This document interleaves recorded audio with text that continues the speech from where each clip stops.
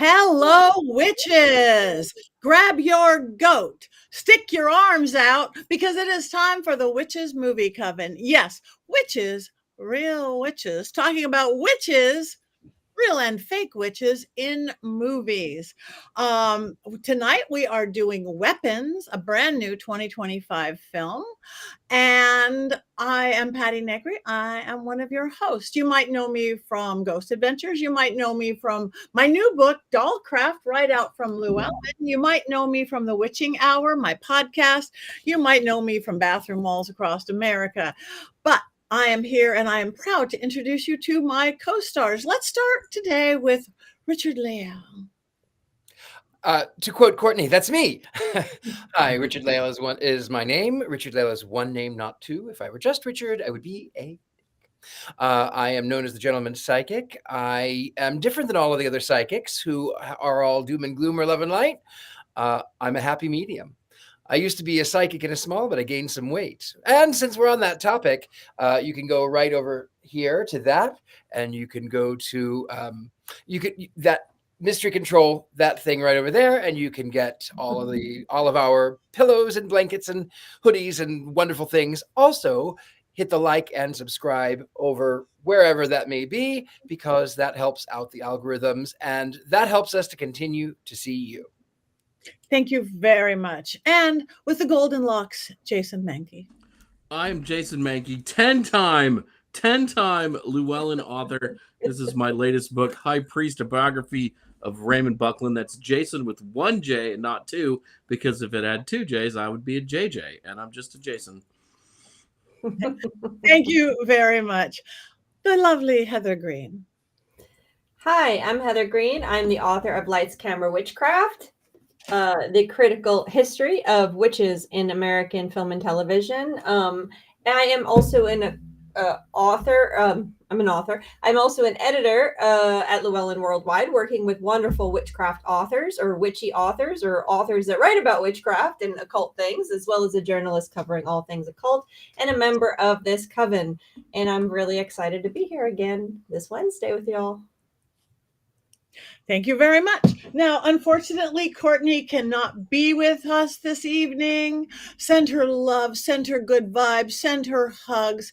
She's not feeling well. Her accident thing is not doing good. So get well soon, Courtney, please. But in her place, we have the wonderful, always so well informed, Scarlett Amaris. Welcome, Scarlett. Thank you. Thank you. I'm Scarlett Amaris. I'm a screen and television writer. I've also written books. I also lecture on the history of witchcraft and on mythology, and I've started directing music videos. So that's kind of me. Thank you very much. All right. So again, we are talking about the movie Weapons. It's a brand new movie. It was directed by Zach Cregger.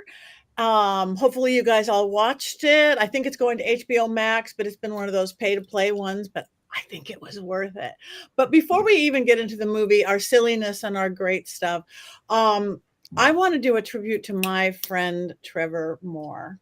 Why, you say? Trevor Moore was one of the Whitest Kids You Know, the comedy group Whitest Kids You Know, along with Zach Cregger, who is the director of this film. Trevor Moore and I met, 6-7 years ago and started working together on YouTube, moved to Comedy Channel. And we just hit it off like this. All of a sudden we had a show. We had a show on the Comedy Channel. It was the Trevor Moore Show. I was his psychic sidekick, or to get him to believe in ghosts and not believe in ghosts and all sorts of wonderful things. What he brought to comedy, his sketch comedy, is a whole new era, but the Whitest Kids You Know brought in. And sadly, 3 episodes in, Trevor had a tragic accident and fell off a balcony and passed away in 2021. Devastating to all of us who knew him, because he was the most full of joy guy, and it was great.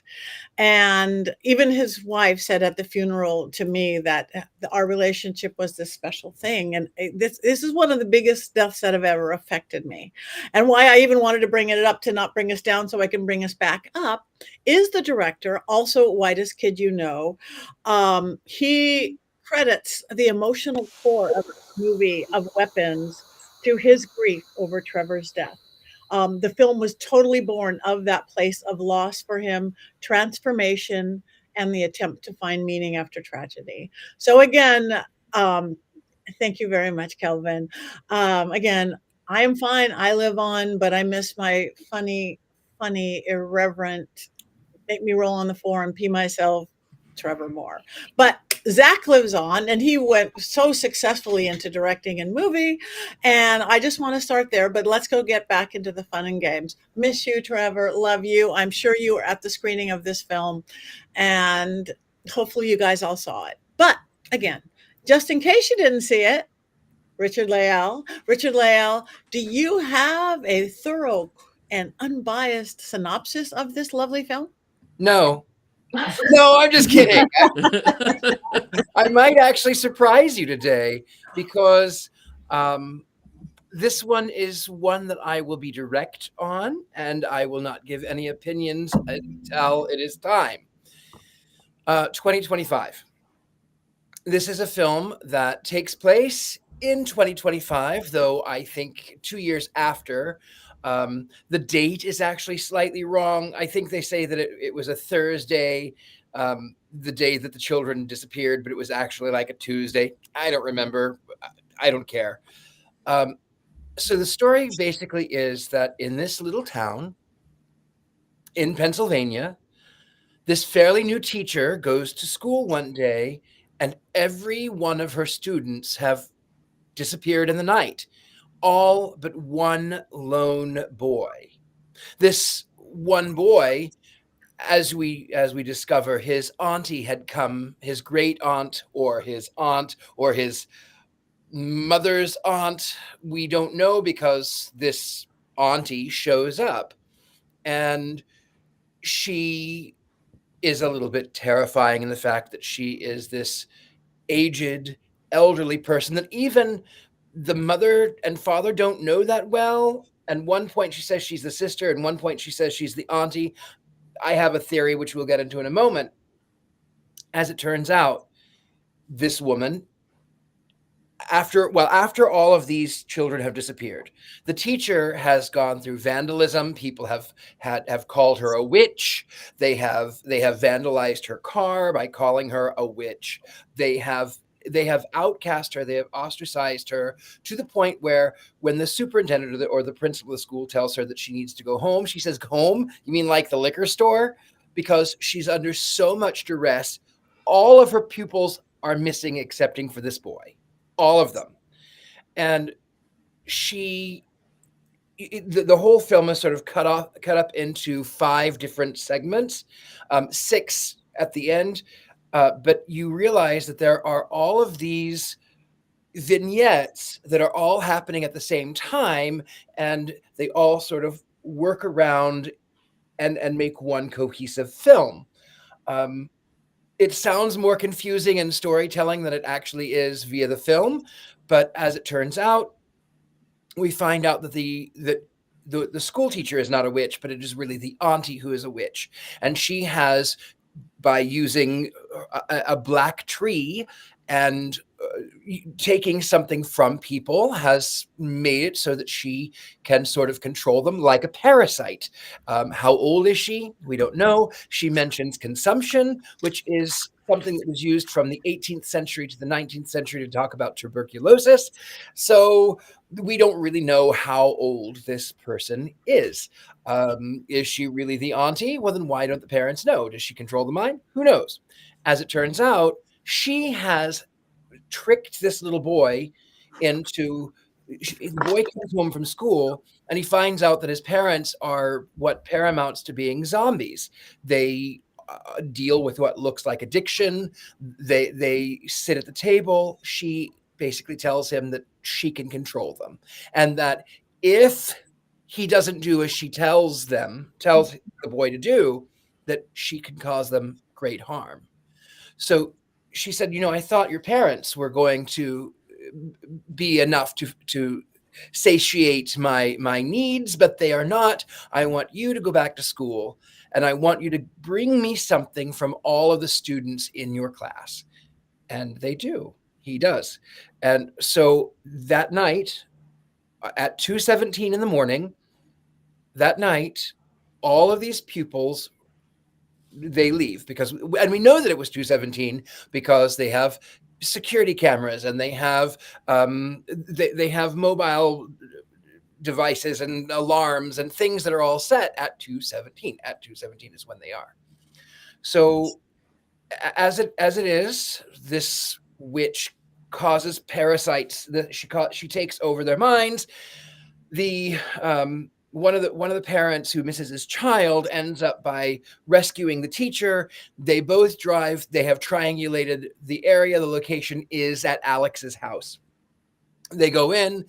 A fight ensues. But meanwhile, the little boy Alex has realized that he can make all of the children that are in the basement that she's feeding off of, he can make them attack the witch by wrapping her hair around the branch, cutting his palm on the thorns, and then breaking it. And then all of the children then come up from the cellar, and they chase this red-haired Aunt Agnes witch through the neighborhood, and then they end up by devouring her. At the end of the film, the witch is devoured, and the parents do not come back. They're too far gone. Some of the children have started talking again. It's all from the perspective of a narration. Some of the children have started speaking again, but we're not shown what they talk about. And that's pretty much the end of it. And yes, Aunt Gladys is terrifying Jason Mankey. Thank you. Very thorough and not one-sided or another-sided. I don't know who'd get that one. But just in case that wasn't all the information, Heather Greene, do you have 5 more things perhaps? Yeah, I'm going to do a few things here. I didn't get to do a huge deep dive on this one, but this is a new one, so I didn't have the luxury of flying out to California and doing all the research I normally do on these things. But anyway, let's talk about the film itself. 2025, it was released. It actually was bid on, and it went through an auction process a bunch of years earlier, was cast. In fact, Pedro Pascal was originally cast in this film, or slotted to be cast. I'm not sure how far in the process they got. A different cast was actually lined up for it. And then we had the strike that happened in Hollywood. I think it was 2022, 2023, which kind of put this all on hold. So we have the new cast now once it started filming. Its budget was $38 million. It's since grossed $267 million. And this is a very short time. And it has already surpassed just with the theater, which is theaters, forget about streaming. It already made its money back and then some. So this is a very successful film. And again, I said it was filmed in Atlanta. If you're from Atlanta, or if you're familiar with Atlanta suburbs, it is very clearly Atlanta. That is, I mean, it could be my neighborhood. Because I live in Atlanta, and I could tell those backyards and those houses looked very much like, not that so much, that's not as typical, but the one that the Aunt Gladys lived in was very, very typical for an Atlanta suburb. Especially in northern suburbs, it was filmed in Tucker. So anyway, as Patti said earlier, it was directed by Zach Kreger, who is first known as a comedian, and he directed, well, as a comedian, he was in Friends with Benefits, if you watch that show on NBC, and of course, White Kids You Know. As Patti pointed out, that was, I believe, the Independent Film Channel had that one. I did not watch either one of those, so I was not really familiar with his comedy. But he did direct a film called Barbarian, and it came out in 2022. I did not see that one either. Again, not familiar with his work, but it was very successful, which led to the ability and the his ability to auction this one off and get the backing he got for this film, because Barbarian was so successful. So that's Zach, that's our director. So let's look at our actors. We've got a few notable names. You know, I like to always bring them up in case you've seen them before. So Julia Garner, I recognize her from Ozarks. She played Ruth in that. She was great. That one I don't have on my list, but Oh, that's a Silver Surfer from Silver Fantastic Surfer. Four. Okay, yeah, I didn't put that one. I only put a couple on my list. So there she is there, inventing Anna. And she also got, I can't read. She's gotten Emmy Awards and Golden Globes. She's very successful and she's very recognizable as an actress, a younger actress. Of course, Josh Brolin, if you're a Goonies fan, you might recognize him as the big brother in Goonies. He also was in Milk more recently, the Harvey Milk biopic. And if you haven't seen No Country for Old Men, I've seen it multiple times. And that one is a very good film, and he is also in that one. Another name you might recognize, Amy Madigan. Am I saying that right? Madigan. Thank you. Married to Ed Harris. I didn't even realize that when I was doing a little research on her, but she's been around forever. Field of Dreams, the Carnival series, Grey's Anatomy. She's been in a ton of things, so you'll recognize her for quite some time. Good number of decades that she's been around. She, of course, was Aunt Gladys. Benedict Wong. I don't know if anybody recognized his face, but we did do Doctor Strange here. So there's some of our characters. So he is, you might recognize him from Doctor Strange. Another one I want to bring up is June Diane Raphael. So I recognize her immediately because she was in Grace and Frankie. And that is a very recognizable face and her demeanor. So I recognize her immediately. She, of course, had just a small role here as the girlfriend or wife of the police officer. And that police officer, we've discussed him before. He was much younger when we discussed him before. Alden Caleb, and I can't say his last name, Enric Reich, something. I can't say his last name. Aaron Reich. There we go. He was the cop. Of course, we saw him. He was actually played Han Solo in Solo, but we talked about him in Beautiful Creatures. He was Ethan, the main character who encountered the witches in that movie. So we've talked to him. He was also apparently in Oppenheimer, and I don't remember his role there. So those are some of our characters, a few others. But those are the ones I wanted to mention real quick. So let's talk about the witch herself. Now, every time I get further down in these numbers, with these points, I get a little bit more theoretical and a little bit more film geeky. So let's talk about the witch. Of course, we have one in this film, recognizably a witch. She's doing ceremonial witchcraft. Now, when our director, I saw an interview with him, and he talked a little bit about how he came up with the narrative here. And he didn't say, I want to make a witch film. It was all about the fear in the suburbs. I'm going to disappear some children. Let's put a scary teacher in there. Let's put a teacher in there that people blame. Let's make an angry parent. So he kind of built it. So it wasn't necessarily originally going to be a witch film, but the witch becomes the reason for the other parts. Okay. So and what's interesting is he was originally going to give the witch also a backstory. One of the segments was going to be from her perspective. He pulled it out because he didn't want to give her he said it didn't feel right. So what does that do? So here we have a witch who is very hard to pin down. Is she a biological witch? Is this something that she's been around forever and she's just biologically magical, sort of like the practical magic witches? Or is she more of a ceremonial witch, someone that's learned the craft of doing the things and the things happen? So we don't know. And the director actually gave the actress the choice, but they never spell it out in the film. We don't know in the film which one it is.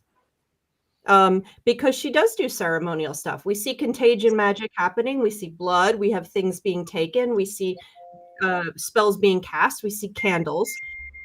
We don't see pentagrams or any kind of true chanting. So we don't see the full ceremonial pieces, but we do see some of it. So it's hard to tell. The other interesting part about her, and I'm not going to get too crazy with this, but if you read my book, you've read about the idea of the clown witch. This is a trope. This is a character, an archetype, if you will, that I named that's gone back for a very, very long time. I'm starting in the silent era. And typically clown witches, as time went on, were very much positioned with red hair, loud clothing, bright colors. Think of Endora, okay? Perfect example of a clown witch. They're usually played for comedy. They're usually, when witches are funny, when witches are clown witches, they're usually do silly spells and make mistakes. They're usually aunties that are just running around doing secondary character stuff. They're never scary. This is the first time that I've seen a clown witch merging with that sort of fear of clowns, that kind of to create an actual frightening clown witch. So that's an interesting twist here for me as a scholar and a person who studies witchcraft representations in the media. So you have that trope going on. So what do we do with that? I'm going to leave that there. Number 5, themes. And there's a lot of discussion about what's going on in this movie. I've read a bunch of different takes on what's going on. And I'm just going to throw some of the themes at you and we can discuss. So I'll just discuss, after. So first of all, this is really a road doll and hand that rocks to cradle combination, where we have the scary witch who eats children concept going on, which is very 80s satanic panic. So we're moving away from that idea of the feminist witch that we've been seeing in many of the more recent movies. Think of Wicked, for example, the most obvious. So, and a lot of the movies we talk about, even Gretel and Hansel had that. The backstory's gone, so we don't know why this woman is being so horrible in eating children. It's very 80s satanic panic, the witches, hocus pocus. So we have that going on.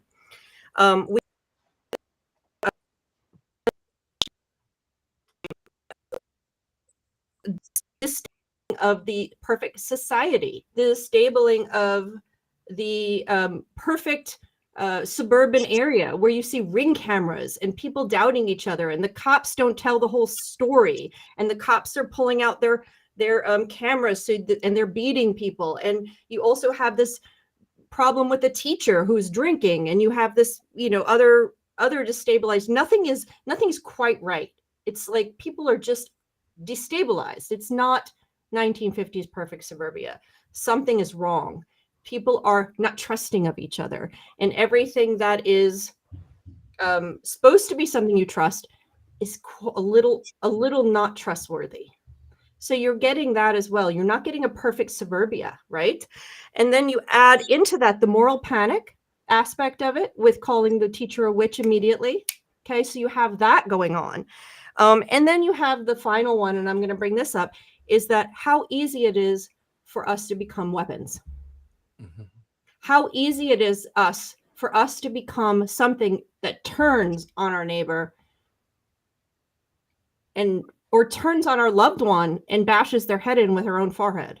How easy it is that someone can come into our society and do something so simple, take something we have and turn us against our own. So I think this film is very much not throwing politics or society or social commentary. It's not at the forefront of this, but it's there. Mm-hmm. And it's very much a film of our time. So that's my lecture. I'll be in the back signing books. And I'm here all night. I could write, I literally could probably. I started crying to Ben after. I'm like, oh my god, I gotta write an essay somewhere. This is like a thesis on this. Sorry. Thank you for that. All right, who wants to chat next about the film? Your experience with the film. I mean, we barely heard from Scarlett. I think she needs to. Yeah, I was gonna say I'll jump in. It's funny. I had the same reaction as Heather did, where I was like, oh my gosh, this is a jump back to this 80s satanic panic witch time of we've gone from the archetype of the witch being the feminist and standing for the woman against the system to being the core of all evil. And I thought that it's very kind of indicative of the panic going on in society right now. Like you said, it's not right there at the front of the film. It's definitely in the back, but it is very prescient in its own way. looking at it from a screenwriting point of view, this is kind of a master class in screenwriting. The way that the structure is set up, it would have been nice to have her backstory, I think, but I can understand why they took it out. And like, as an occultist, I'm annoyed because I can't tell how old she is. I can't tell. She says she's sick, but is she getting better? Is she, like they don't, is she feeding off the children? Is she not? Are they making her better? Like I had a bunch of questions, but the way that this is structured, and Barbarian did this too. Barbarian had a very specific structure that we don't see very often, where they cut point of view like halfway through the film and just started on a whole different story, which they're breaking the rules of screenwriting in a very smart way. And I think that this is where that's really Zach's métier, and he's obviously very, very good at what he does. But I enjoyed this. I liked this film better than I liked Barbarian. Like I remember Barbarian when it came out, like everyone loved it, and every meeting that you went into was like, have you seen Barbarian? We want something like Barbarian. Like that was like I had a year of that when that came out. So yeah, it was interesting. I think really clever, really smart. I personally don't like to see the witch be the archetype of all evil, but I to go back to that is tough to see, but at least it was done by somebody that really knows what they're doing. Thank you. Yeah. What stood out for me, I really liked the performances. I liked the acting. Everybody, I connected to everybody beautifully, from the drug addict, to the teacher and the drinking. How do you deal with it? And that fact that everything wasn't all right. That's like life. And that's so rarely done to me, what I see in films like this to this extent. So that's what stood out to me. And again, I laughed because it had some really nice comedy moments to it, which I like in a horror film. It had the jump scares I needed. It had the tension. It had the build. Everything that I would want in that film. I do think it got a little bit slow in the middle, but not enough to lose me. Not enough to lose me at all. So I stayed with it. It was one of my favorites, I must say, that we've watched here in the Coven for a while. It's like something fresh. And it's because of the structure, the way that the structure kept cutting back. That's what makes it a little bit soft in the second act.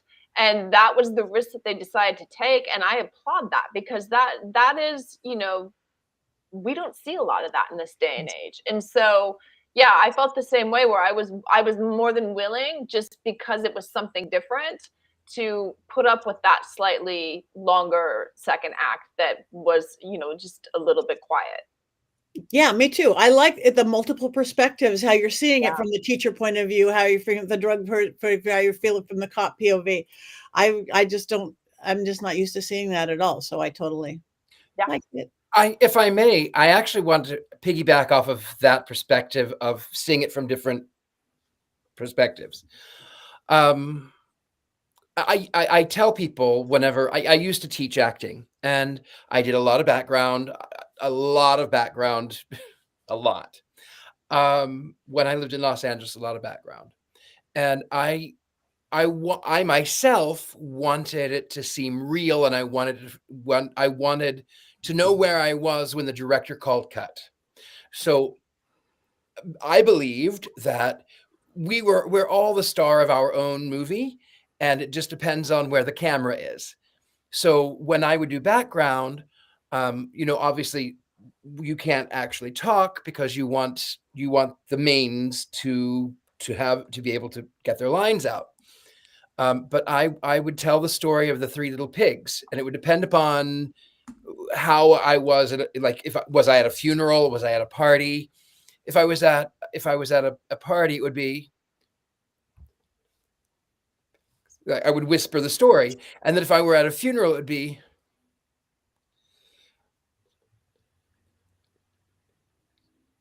so I would do that, so that I would know where I was in the story, so that when the director called cut and reset, I would go back to that point, so that I would know where I was. And in my mind, I I was not trying to take their spotlight. I was, in fact, in my own story, taking my own spotlight. So I liked that they were able to show from different perspectives as well. One other thing I wanted to mention too was that there was a lot of thought about addiction in this one. Now, the director was adamant that it was not only about grief and addiction, but there was a lot of thought about addiction, even the way that the parents' homes looked, how alcohol can do, what methamphetamines can do, how it sort of takes over. And the other thing that I wanted to mention was the way that the children ran with their arms out. This, I know it seems really silly and disconcerting, but it was actually inspired in part by the end of the Vietnam War. There is a tragic, horrible, gut-wrenching photograph of a child naked running from her village, and she's in such agony and pain, and she has the arms out. So that is what I heard may have inspired that run. And this has so many different elements of social commentary, of addiction, of abuse, of how we become the weapons ourselves. And where I will say I did have to grapple with the idea that the witch was, again, the archetype of villainy. But in this instance, I actually really enjoyed it. And the fact that throughout the film, they talk about parasites. Even when the teacher is talking, she's talking about parasites. When the principal and his husband are watching television, they're talking about the parasites that will go into a snail and they'll make it crawl up and be.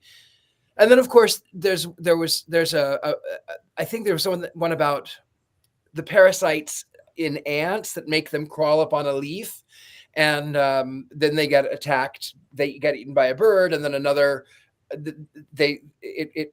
It propagates that. So, and even when you phonetically in the UK, you would call her Aunt Gladys, but she's not in the UK. She's American. She's Aunt Gladys, which I find to be rather fascinating as well. Thank you. I think that coercion is another kind of big key thing in that movie too. I have to say that the scene where the parents are stabbing themselves in the face with the fork is one of the most effective coercion scenes I've seen in and simple and effective, where I was just like, wow, okay. That really worked. And that's, it wasn't complicated. It's like, you're going to do what I say or else this. And there was a lot of, I like when movies seem to have this, there was a lot of face puncture. There was a face puncture joke going through the whole movie. And I don't mean that like in a funny way, but it was obviously like, it's in there somehow. Mm-hmm. Between the officer getting the needles in the face. There's a lot of face trauma in this film. I want to just bring this up, and then Jason hasn't talked, but I just want to mention real quick is that with the ant thing, since it came up, is it just dawned on me is that there's a movie called Blue Velvet, if you guys haven't seen it, many years ago, a fantastic film, and it opens with the concept of there being trauma or disruption or destabilization or suburbia isn't what it seems to be, and it opens up with a suburban scene, and then it tracks down below and there's ants, and it shows the ants. This is the opening of Blue Velvet, and this has a similar, using the ants and the idea of there's a couple moments, Richard-Lael, you brought up one of them where they mention that concept of the ants and the bugs and that in this as well. So I thought that's just an interesting thing that popped into my head is that use of that as connected to suburbia and connected to the behavior in that realm. I find suburbia as a setting really fascinating in this movie, because I would argue ever since Steven Spielberg, when we see a movie with children in it, it's this beautiful, idyllic spot. We're running around at night. We're playing kick the can. Everything's fine. Even in some other horror movies with kids, the suburbs are still fun, right? Maybe there's a threat in the background, but they're still fun. And here, I think we create a suburb that is a lot more like real suburbs. Alex's parents disappear basically for a couple of weeks, month. Like, there's a period. I'm not sure exactly how long the kids are gone and everything else, but the parents are gone for that period of time too. Nobody thinks to check on them. There's that one visit from the police, and there's just a loneliness to that house, a solitariness to that house. And we think America's not like that, but I would argue that America really is like that today. And we don't talk to our neighbors, and we have no idea what's going on, and we don't think to check on them as they're just being fed soup for weeks and weeks and weeks. And I admit, Jason, I actually have that fear.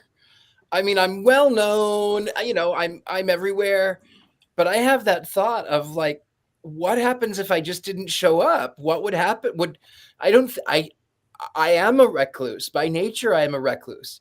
I give readings, but I rarely ever check my emails. I don't answer my phone anyway. So what would happen? No one would know. I'm the weird person who talks to everyone when I'm out and about. So I think I would be discovered within like an hour or two, just because I know so many people and I talk to all my neighbors. But I know that's the exception these days, and it's no longer the rule.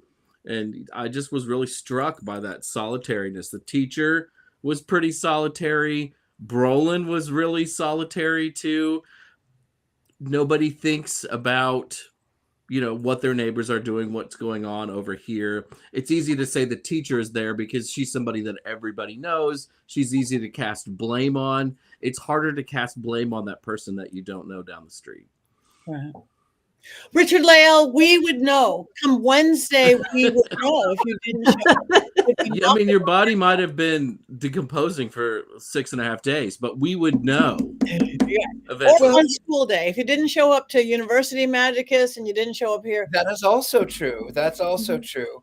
But when I lived in Hollywood, I lived, and I did talk to my neighbors. I lived in I was fairly new to Los Angeles, and I lived in this tiny little one-room studio, just diagonal from Hollywood Forever. And I did know my neighbors. I knew I knew the people on the one side because they were loud and obnoxious. And then I knew they were there. And then I knew the guy on the other side because he was a hoarder, and he would call the cops on me and say that I was doing satanic orgies. Aw, I want to be invited. Right? I knew the guy down the way because I had found this thing on the street, and it was this fabulous thing, but it had rained, and I set it out to dry, and then I had to go find where it went because he was like, "Oh, I just thought someone was throwing it out." But I will tell you that on the 4th of July, I was out. I was out with the fellow that I was seeing. I was out. And when about a week went by, and one of my neighbors said in passing, he said, "This place reeks." It was like a week after. And I went, "Oh, you know what? I hadn't noticed that." I go into this place and I have candles, and I guess you're right. It does smell really badly. And then I went into the kitchen, and I come back out, and I see my neighbor standing at my closet door. And then I went, "Oh," and he's gone. Like, it was just, he was there and he was gone. I went, "That's weird." Well, the neighbor that I saw ended up by being killed. Long story short, I come back a week later, and there's all kinds of cops around. And the guy that I was seeing says, "Oh, darling, be careful, be careful. There's police around." I'm like, "Oh, I don't care. I'm going in the front door. I don't enter through the back door. I'm not the staff." It's this weird thing. So the cops get me, and they say, "Where do you live?" I tell them. And they said, "Okay, don't step in the blood." And I'm like, "Okay." So they bring me in, and they say, "Where were you on the 4th of July?" And I said, I was out. And they said, "Well, your neighbor over here said that you are you have gay satanic orgies and that that you murdered the guy down the hall. And I said to them, listen, of all the people in this little building, I would not have done the guy in that apartment. It would have been the guy next door that I would have gotten rid of first. But he was there. I'm not going to, in case there's still things. He was there for a week. Nobody knew until the maintenance man went in. Nobody. A week. Yeah, sadly, that happens with elderly people a lot. You got to get to know your neighbors. And I mean, everybody's writing about how our disconnected society. There are a few neighborhoods left that people know each other. Right. Scarlett and I live in a neighborhood. You know the people in your building. I know everybody in all my streets. We have barbecues and block parties. We're like Americana in the middle of the Hollywood Hills. You guys can make it happen. One person, you could meet your neighbors. You really can. And especially your older ones, get to know them because that happens. It happens. They'll be checking on you if you die unexpectedly alone in your house and you don't want to be eaten by your cats. You need your neighbors. That's right. Even the evil witch on Ivorine, that's me.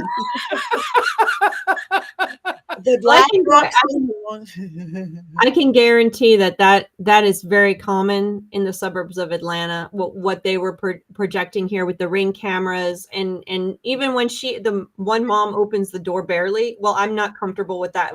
And this is the father that she had seen in the school that was suffering from the exact same problem, but she would not let him see the camera because she was not comfortable with that, hiding behind with the Ring there. And I could say, I mean, I live in the Atlanta suburbs, and I don't know my one neighbor. I've lived here for almost well over 10 years, and I've seen him. I've tried to talk to him. I don't ever see him. I mean, he's never there. So, you know, I know other neighbors but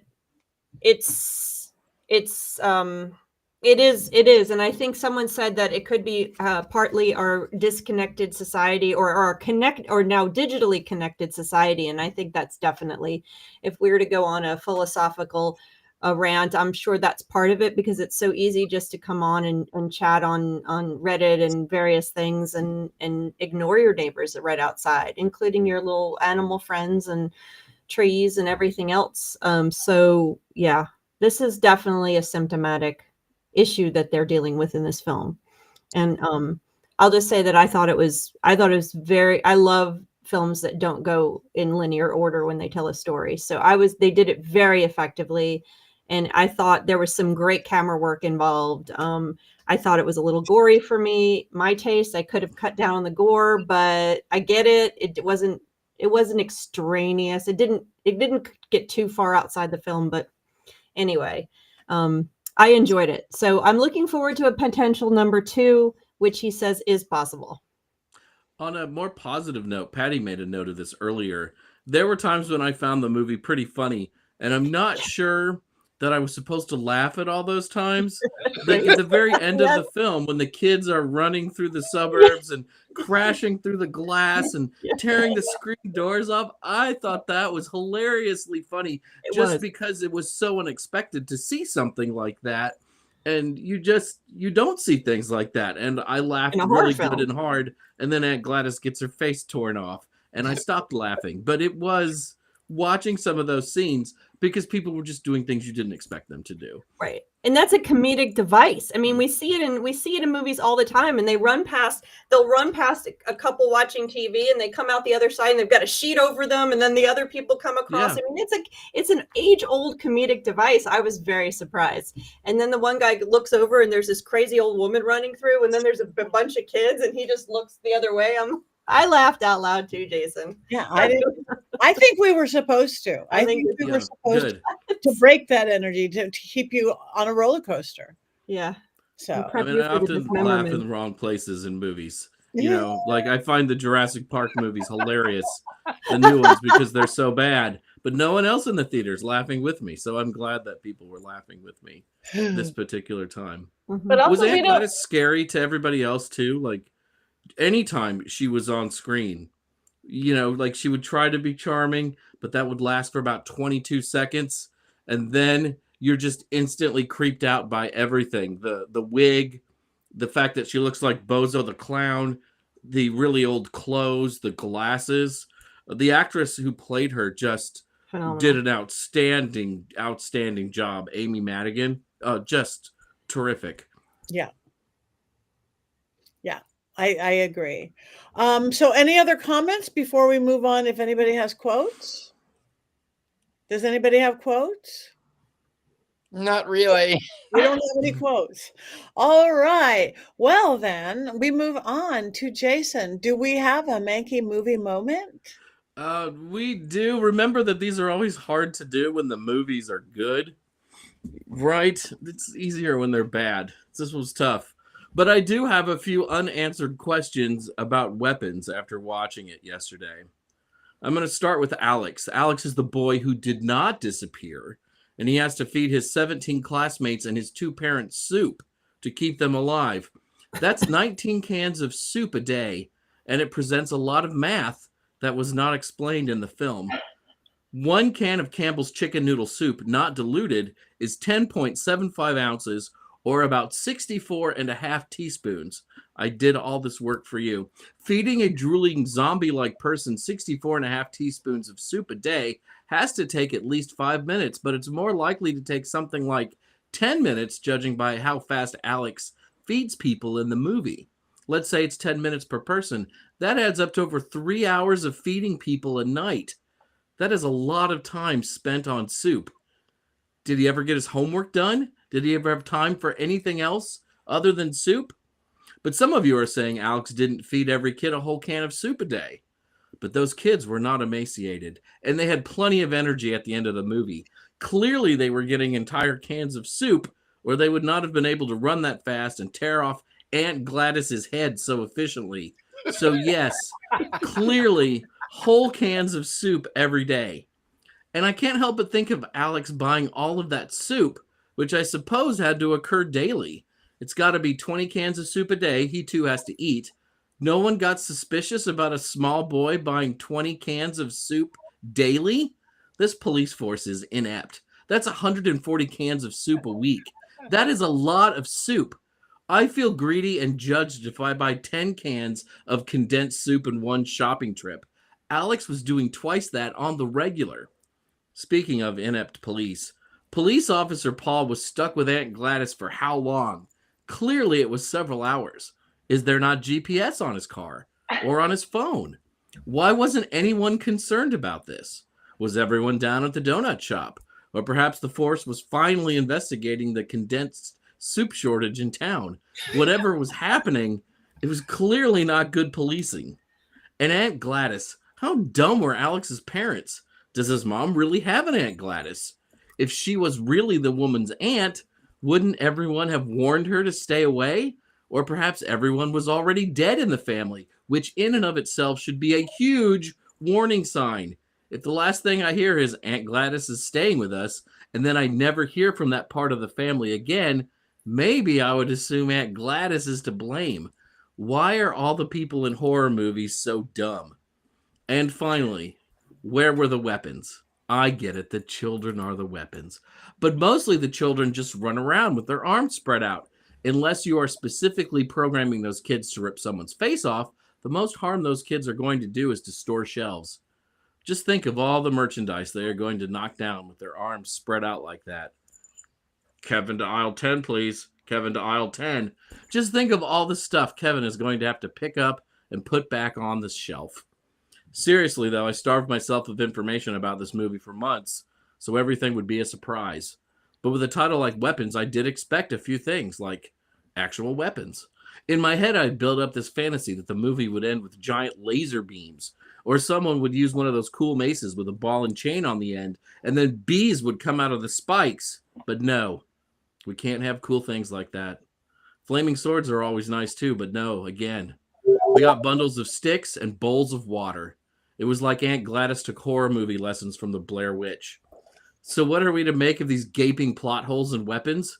Well, they should infuriate you and take away any enjoyment you got while watching this film, because these issues were big, important, and not just dumb things I made up to fill my 4 minutes on the show. I got one for you, Jason. Yeah. What happened to the investigation of the husband, of the principal's husband, that's face got bashed in by the principal? Did they ever go and look for, like, what happened to that? Right. And the principal's dead too, right? So you think you'd go to the house and find all of this stuff out.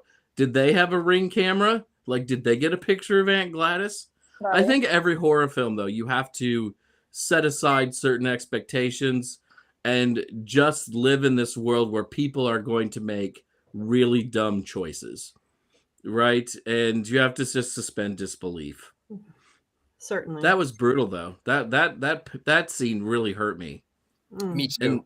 And as soon as someone said, no, I don't want a glass of water, I like to drink from a bowl, I would have been like, no, dog, get out. You're done. Get out of the house. You're not drinking from a bowl.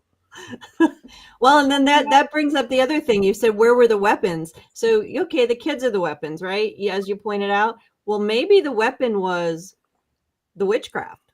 Yeah, for sure. But it was also, the weapon was what they do to each other, how addictions become weapons. We also think about there was a school shooting that happened on February 17th, which is 2/17, which is the time that they awakened. So there's a lot of, then there are the dreams of the weapons, and then there is the longing for the child, which is a weapon, and then the drug needles become weapons. Like, everything is a weapon. Yeah. I think, Jason, you were saying, did you find Aunt Gladys scary? And when I was first looking at her, I was like, note to self, don't cut your bangs too short.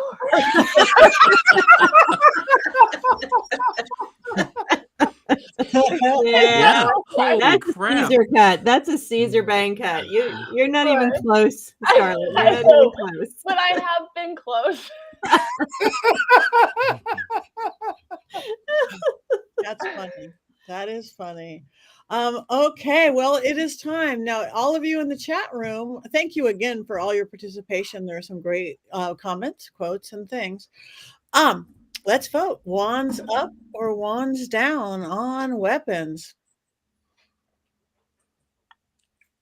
I so wish I would have brought a stick and snapped it in two right now, but I didn't. A little thorny stick. I didn't think of that until just right now, and I'm like, oh, darn it, and I don't have time to go get one. But yes, it's still up. Okay, I can't find my wand, so my goat is up. This are unanimous wands up, which is rare, if hardly ever, maybe once has happened before. That is good. Goats up, wands up, sticks up, knives up. So, okay, all you folks, okay, wands up from Kim, wands up. Thank you. I didn't watch it. Sorry. Soup can up. Can up. I know.